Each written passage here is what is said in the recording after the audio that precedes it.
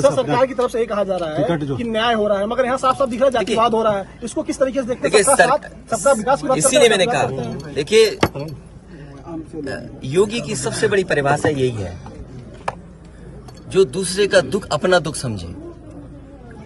मुख्यमंत्री जी को किसी के साथ भेदभाव नहीं करना चाहिए अगर वो मुख्यमंत्री उत्तर प्रदेश के हैं, और किसी भी घटना से राजनीतिक लाभ नहीं लेना चाहिए। अगर इस सरकार ने न्याय दिया होता, न्याय पहले दिन से देना शुरू किया होता, तो शायद हम लोगों पे भी दबाव नहीं बनता कि हम आते हो घर परिवार के लोगों से मिलते आकर। सर, कांग्रेस के लोग कह रहे हैं कि आप बीजेपी को फायदा पहुंचाना चाहते हैं मध्य प्रदेश। देखिए सुनिए, ये बात भी कांग्रेस के मुंह से अच्छी नहीं लगती। सर, यूपी में बदला लेंगे उसका? नहीं, बदला की बात मत करो।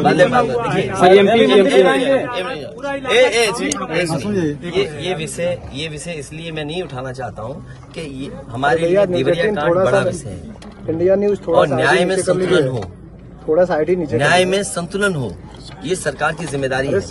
देवरिया कांड मैंने पहले से कहा, ये समाज के लिए और मनोविज्ञान के लिए ये बड़ी चीज है कि आप समझें कि अगर एक परिवार के साथ घटना होती है तो दूसरे परिवार का मनोविज्ञान क्या होता होगा। और ये डीएम ने खुद कहा कि ये रिटेलिएशन में घटना हुई है, और फिर शासन प्रशासन के लिए और न्याय के लिए ये बड़ी जिम्मेदारी है। भाई शासन प्रशासन और न्यायालय के लिए क्या मामूली बात है। आज तक पता नहीं है कि घटना कैसे हुई। पहली, प्रेम यादव को किसने बुलाया, प्रेम यादव वहां कैसे पहुंच गए मोटरसाइकिल से, उन्होंने कभी जमीन ली, उनका भाई बेच रहा है। अब परिवार की बातें क्या मैं बोलूंगा जो मैं जानता हूँ, या आप जो जानते हैं, जो आप जानते हैं कि भाई परिवार जो था अगर जमीन बेच रहा है, एक भाई ने बेच दी जमीन, इन बातों को मैं कहूँ कि वो परिवार अपने भाइयों के साथ कैसा व्यवहार करता था, ये बातें मैं कहूँगा क्या? ये सब आप जानते हो। इसलिए मैं आपसे भी उम्मीद करता हूँ लोकतंत्र तभी मजबूत होगा जब न्याय मिलेगा, और न्याय की भावना होती सरकार की, तो खेतों में इतना कार्यकर्ता नेता नहीं दिखाई देता, जनता खेतों में नहीं दिखाई देती। देखिए, मैं डीएम के स्टेटमेंट को मैं मानता हूँ। डीएम ने जो बात कही कि रिटेलिएशन में वो घटना हुई, और उस समय किसके मन में, किसके दिमाग में क्या था, किस वजह से अंधकार छा गया, और फिर उस घटना की वजह से घटना हुई है। और घटना वो भी गलत है, घटना ये भी गलत है। अगर ये सवाल आप पूछते हैं मासूमों के लिए, मासूमों की कभी जान नहीं जाती अगर प्रेम यादव की जान न गई होती तो। प्रेम यादव की जान नहीं जाती तो किसी मासूम किसी की जान नहीं जाती। आखिरकार सरकार क्यों इस बात को छिपाना चाहती है कि प्रेम यादव को बुला करके मारा, और किसने मारा, धारदार से कैसे मारा? और यही नहीं, आप बताइए सुल्तानपुर में क्या एक ब्राह्मण डॉक्टर को ड्रिल से नहीं मार दिया? ड्रिल से, क्या ड्रिल से नहीं मारा? क्या उनके परिवार के बच्चों को आपने गले लगाया? क्या उनके परिवार के सदस्य अस्पताल मिलने गए?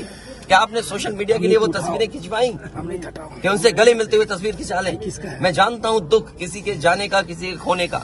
आज हम जरूर इस परिवार के साथ हैं या और लोग हैं, लेकिन जब वो अकेले बैठेंगे कभी याद आएगी उनके परिवार के सदस्य की, तो उन पर क्या गुजरेगी सोचिए आप। यहाँ बेटियां उसकी छोटी छोटी, क्या करेंगे? क्या बुलडोजर चलेगा? ये जनता रोक देगी बुलडोजर को। और सवाल ये नहीं है, सवाल ये नहीं है, सवाल ये नहीं है। एक मिनट रुक जाइए ना, सवाल मैं बैठा हूँ। ये जो बुलडोजर चलाने की भाषा है, जो बुलडोजर चलाने की संस्कृति है, ये मत समझिए बुलडोजर में दिमाग नहीं होता है।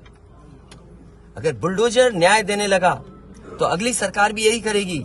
इसलिए मैं सोचता हूं कि अगर आप योगी हैं, योगी की परिभाषा यही है, दूसरे का दुख अपना दुख समझें। आप अपना गिराते हैं तो मुआवजा लेते हैं। आपकी किसी की हिम्मत हो अगर ये बात की कि उन्होंने अपनी बिल्डिंग गिराई और कितने करोड़ मुआवजा उठाया, अगर आप इसे बुलडोजर चलाना चाहते हो तो उतना ही मुआवजा देना जितना मुआवजा आपने खुद लिया है सरकार से।